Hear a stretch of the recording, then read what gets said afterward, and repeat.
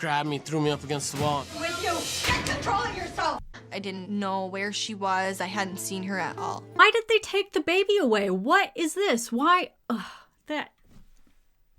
that should be illegal. Hey y'all, welcome back. I'm Mama Dr. Jones, a board certified ObGyn and mom to 4, and it's everybody's favorite time of the month. Much better than that other time of the month where we review an episode of TLC's famously entertaining I Didn't Know I Was Pregnant and ruin it with educational commentary. Y'all are going to love this episode. I cannot explain why many parts of it made me giggle for absolutely no reason, but I love this family and the way that they tell their story, so you're gonna learn something and you will love this episode. If you're new here and you'd like to subscribe, we would love to have you. I talk about all things periods, pregnancy, and everything in between. Hit that subscribe button, turn on notifications so you never miss an upload. Let's jump into the video. In June of 2009, 20-year-old Dragissa is raising her daughter Eva with her fiancé Tony. She's everything I could ask for. During my pregnancy, I think I had all the symptoms you could probably have. I had heartburn. I could feel her kicking all the time. She gained about 50, 60 pounds. I had to have Tony tie my shoes. I looked just pregnant. She's discussing her first pregnancy in which she had all the symptoms of pregnancy, including heartburn, which we know is caused by increased levels of various hormones circulating through the body, mainly estrogen, that cause decreased tone at the lower esophageal sphincter, allowing more movement of acid from the stomach into the esophagus and causing heartburn. Now she's, I'm assuming, going to talk about her pregnancy that she didn't know about. It's crazy. The new mother has already reclaimed her slim figure. Eva was 6 months old and I had gone back to 125 pounds. Look at that super cute, chubby baby. I can't stand it. Everything was just back to normal. I had stopped taking my birth control. We were using condoms for a backup method. We've talked about this before. Condoms are relatively effective. Effectiveness of condoms is split into typical use versus perfect use. Perfect use only really applies in clinical research settings. Typical use is the general population. If you look at everybody who is using condoms, how often are they likely to fail? And it's going to be about 88% effective at preventing pregnancy. So relatively reliable, but still about 1 in 10 people over the course of a year who are solely relying on condoms for prevention of pregnancy are going to end up with an unintended pregnancy. The young family lives with Tony's mother and sister to save money. Being a part of Tony's family is very fun because you're never alone at the house. We were pretty happy, so we get along pretty good together. Me and Dragissa, we just goof around a lot. I consider her more as a sister. That's so sweet to hear them talk about each other like that. Makes me miss my family. Around June or July, me and my friend decided that we would go tanning just because we wanted to get some color. We'd try go as much as we could, which was probably 4 nights out of the week. In case you don't know, tanning is really bad for you. I grew up in high school going to tanning beds, in college going to tanning beds, and I regret that so much. It is so risky, so damaging to your skin.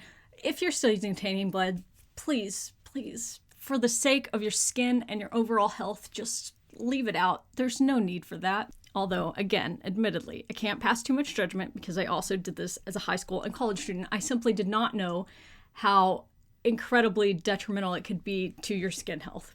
In September, my period was irregular. It was just spotting, come and go. I didn't think anything was weird with my period because the doctors told me that my period was going to be weird after I had my first baby. So that can be the case. Certainly your cycles can be different after you have a baby. However, if you are having weird cycles, just take a pregnancy test anyway. I mean, you're sexually active with someone who can get you pregnant. You're using condoms, which are generally effective but can have a failure rate. So anytime you notice, and I say this every single time, anytime you notice something is weird with your cycle, even if you think, nope, it's probably XYZ. If you're having sex with someone who can get you pregnant, just take a pregnancy test. Just take a pregnancy test. That's just check, just make sure. True or false? During pregnancy, an average woman's uterus expands to 100 times its normal volume. I actually don't know the answer to this one. I know it is more than 100 times because Your uterus is usually about this big when you're not pregnant. I think it's certainly far more than 100 times, but I have no idea what the volume expansion is. Your answer when we return. Thank you to the wonderful sponsor of today's video, 2 Dots. 2 Dots is a free mobile puzzle game that, if you're anything like me, you will quickly come to love. The graphics are modern and minimalistic, the tactiles are relaxing, and the interface is simple. Personally, I found it to be a great alternative to doom scrolling on Twitter. The game is much more supportive and encouraging than a lot of the people who tweet at me anyway. The game is just challenging enough to keep you engaged, but not so difficult that us normie non-gamers will have trouble figuring it out. That being said, some levels are quite difficult. I was struggling with a level the last time 2 Dots so kindly sponsored a video, and you all helped me beat it in the comments below. There's also an entire Reddit community dedicated to this game, and I will admit, I've spent some time there as well. If you want to try out 2 Dots and support my channel in the process, you can download it for free on iOS or Android using my link in the description box down below. I genuinely think this game is so much fun, but downloading it also helps out the channel. And tell me what level you're on, because last time I did an ad for them, there was a lot of 2 Dots fans in the comment section. Now, let's get back to the video. True or false? During pregnancy, an average woman's uterus expands to 100 times its normal volume. False. The volume increases 1,000 times, from 4 milliliters to 4 liters Makes when sense. full term. At the beginning of February, I felt like I put on about 5 to 10 pounds, but my clothes was still fitting. On March 26th, around like 4 in the morning, I woke up and I had these really bad cramps. At around 10 a.m., they were getting worse. Like, I really needed to go to the bathroom. Nothing happened. I went and laid back down. Tony kept coming in the room and asking me if I was okay. I just thought she ate something wrong the day before. I kept telling her, just go to the bathroom, just sit there and, wait.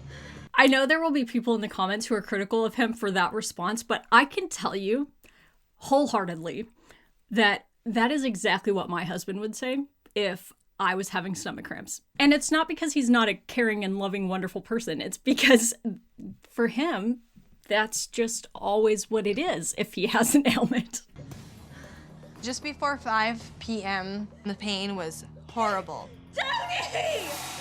It was just starting to be constant pain. I felt like pressure was coming.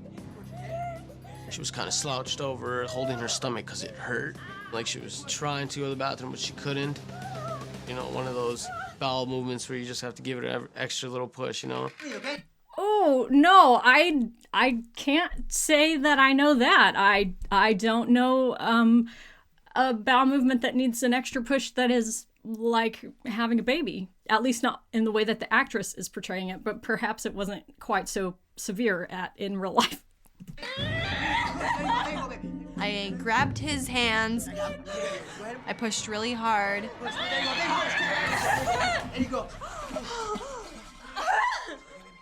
I felt a huge relief. Everything was gone. The pain was gone. All the pressure was gone. There was nothing. It felt like I just went to the bathroom. And then all of a sudden, all you heard was splash. And I got up off of the toilet. I was connected to something. oh my gosh. This is the second one we've seen where they go, I stood up and I was connected to something and I had no idea. Like, okay. And then Tony looked inside of the toilet. There was a baby in there, umbilical cord still attached and everything. Like, I was speechless. Can you imagine? Your partner is right there with you and you stand up and you're attached to the toilet and he goes, actually, I needed to let you know that is a baby, not a BM. I was just wondering why. Why is this thing sticking out of me and why did I just have a baby? I can't judge trauma and, how scary this situation would be, but that is a very like objectively funny response. Why? Why is something hanging out of me, and why did I have a baby? The baby kept looking at me like, Dad, are you gonna pick me up? Or are you just gonna leave me here? Oh my gosh. I love them. I want to be their friends. Tony gave me the baby. Like, I knew what to do with it. I'm sorry I keep pausing. Everything they say is so perfect. Of course you know what to do with it. You have a baby. You just keep it warm and call for help. That's all. I mean, assuming that it's making noise. It sounds in this clip like it is, so I don't know what was actually happening. I just remember her looking at me, and I was just in shock.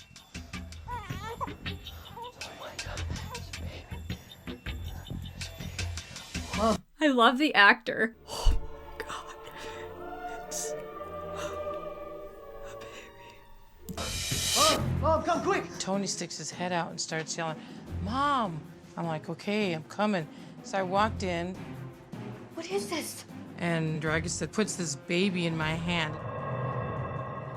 And I'm like, what is this? Are you okay? Mom looked at the baby and was just like, are you fine? Are you okay? And then she kept looking at me and I was like, I don't know what to do. I don't know what to do. I don't know. And then my mom just like grabbed me, threw me up against the wall. With you! Get control of yourself! I slapped. Oh my gosh. She slapped him. Oh my gosh, I can't. This is too much. Is this the first one where someone else has been at the house with them? I don't know that I've seen another one where like extended family was around to be called to the room. Only the brother, like when she had the breech baby in a bathtub. But yeah, I think this is the first time like mother-in-law was the first one called in. Could be wrong. Let me know in the comments. And then I looked around, that's when I seen blood everywhere on the floor. Call 911! All I remember is the lady saying, did she know she was pregnant? And I said, no. I just like their responses to everything, and I think they are lovely people. The mother-in-law said, she walks in, she sees a baby. Everybody is clearly panicking. And she takes the baby, she holds the baby, she gives the baby back. She slaps the son, some sense into him, but she doesn't say, you, call an ambulance. She says, and then I looked around and I saw the blood, so then I decided to call 911. Like, is this baby not enough? Surely just the baby would be like, maybe we should ask for medical attention. When I look back on all the things that I did, like the tanning, I worry that something could have happened. When tanning during pregnancy, the high temperatures achieved there can result in birth defects to the baby. So tanning should be avoided during pregnancy. Okay, I don't necessarily agree with that. I don't know that we really have any evidence of that. I would say, in general, tanning should be avoided because it's not healthy for you and can cause significant skin damage and cancers like we discussed. And I specifically would say, we don't know the effects of tanning during pregnancy, but the birth defects caused by increased temperatures only really happen when you see an increased like core body temp. And most people wouldn't have that from being in a tanning bed or outside in the sun, right? Like usually you would be hot, but your like internal body temperature isn't going to be high enough to cause birth defects. So I would say we don't really know the effects of tanning during pregnancy. And I would absolutely recommend that you not do that because we don't know and because there's certainly no benefit. But in general, I wouldn't tell someone like it will cause birth defects. I don't think we know that. I got to the hospital. Where's my baby? I didn't know where she was. I hadn't seen her at all. Why did they take the baby away? What is this? Why? That should be illegal. In this situation where a baby is born outside of medical facilities, there is no safer place for that baby than right on skin to skin with mom. Now, if there's some emergency going on and the medical personnel need to be attending to it, then certainly that would be an exception. But they haven't said anything thus far that would make me think that removing the baby from her was warranted. Although, admittedly, nobody said the baby was crying or anything, but in the reenactment, it certainly was making noise. I don't know what was actually happening. I didn't even know if she was alive. And at least tell her that. What the heck? Who are these people that took care of her? That is obscene. You okay, honey? The doctor told us that a baby's white blood cell count is too high. They kept telling us that it could have been from the toilet water if she swallowed it. The baby has a life-threatening infection.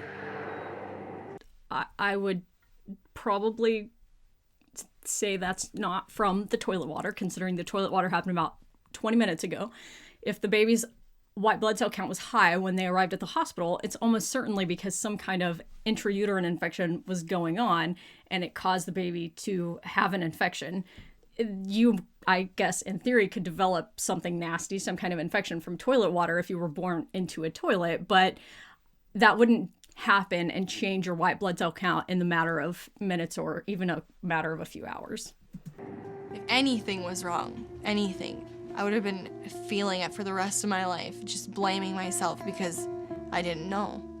As we always say, at this point in the episode, you do the best you can with the information that you have.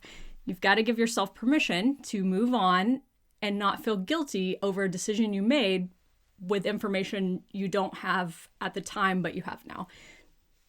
You do the best you can with the information that you have. They gave her antibiotics for her white blood cell count. That went down soon afterwards. I was thankful. I thank God that she was healthy. She's so cute. Look at that baby. She's big and she has so much hair. Hi, baby. Oh my gosh, she's so cute. She was 7 pounds, 0.7 ounces. She was a full-term baby. That's really? The most emotional moment for me was when I was actually holding her the first time. And I was just like, oh my God, this is like my kid. And that's like the first moment that I was like in love with her. We named the baby Eliana Faith. She's so cute and she looks like her sister. Oh my gosh, it's so sweet. Back now, I think I got pregnant around the end of June, beginning of July. With my first pregnancy, I was humongous, but that is not humongous, but carry on. when I had Eliana throughout the whole pregnancy, I never changed size in my clothes. There was just no sign. Every pregnancy is different. So just because you had some symptoms in your first pregnancy doesn't mean you'll have the same ones in your next pregnancy, particularly if you don't know about it. We know that a lot of our symptoms as people are influenced by our brain. Your brain can make you have symptoms that are not physiologically explained, and your brain can also make you not have symptoms that should be physiologically explained.